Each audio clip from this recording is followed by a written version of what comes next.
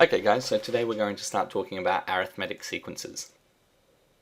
An arithmetic sequence is any sequence in which each term differs from the previous term by a constant amount. This constant value is known as the common difference, or D. This means, of course, that any arithmetic sequence can be written as either, in the recursive form, t subscript n, the nth term, is equal to the n minus 1th term plus d. That's just a restatement of what we've already said, that the next term is always the previous term plus this common difference. Another way of writing it is to give it in its explicit form, and that's that the nth term is a plus n minus 1 lots of d. Now in this case, a is always our first term in the sequence, and n minus 1 lots of d is just how many lots of the difference you need to get to the second, third, fourth, fifth term, whichever one you're after. Now we need to know, if we're looking at a particular sequence, whether or not it is arithmetic.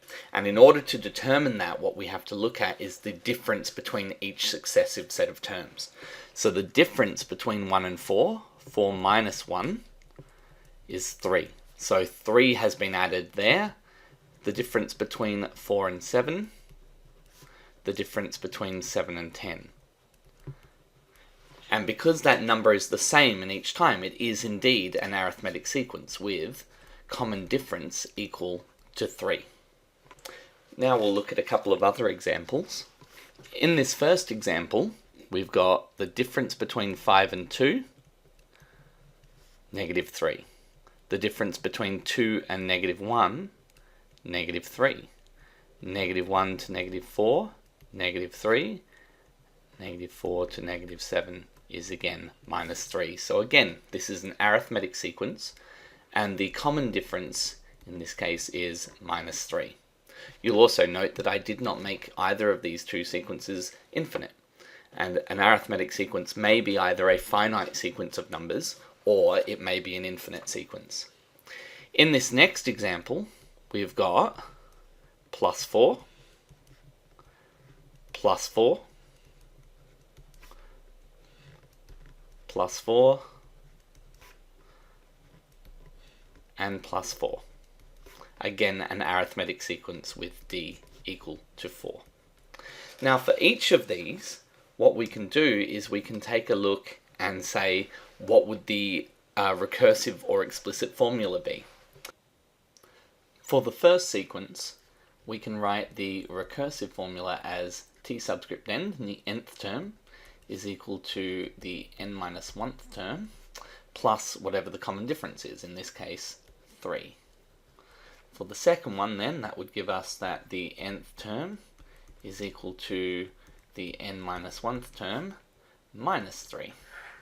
And in the third case, we have that the nth term is equal to the n minus 1th term plus 4. Now, of course, that's only one piece of information. That says how you get from one term to the other. If you actually want to define the sequence, you must know at least one of the terms. And so generally, what we do is we say that term 1, or A, is 1,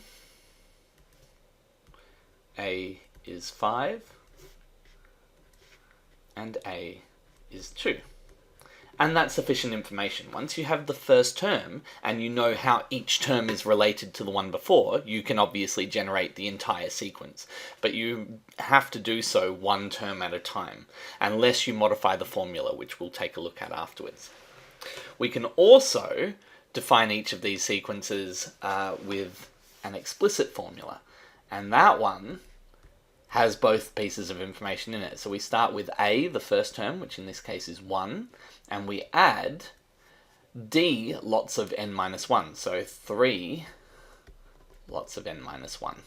And we can expand and simplify that formula to give us a final explicit formula of 3n minus 2.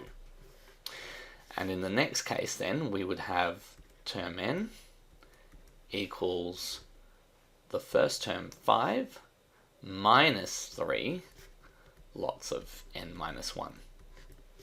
And again, we can expand and simplify to give us minus 3n plus 8. And in the last one, we'll have that the nth term is equal to 2, the first term, plus 4, the common difference, lots of n minus 1. Expanding and simplifying to give us 4n minus 2. Now we'll look at one final example. We'll take a look and we'll see that it starts out pretty good, plus 4, but this next one doesn't match, although the last one does again. And it doesn't matter that almost all of those are the same.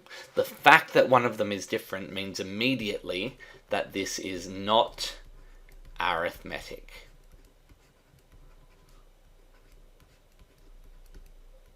It is, of course, still a sequence, but an arithmetic sequence must have that common difference. Every term must be different to the one before by the same constant value. It is also a good reminder of why it's very important to check all of your sequence to make sure that that common difference does hold for the entire sequence that you know.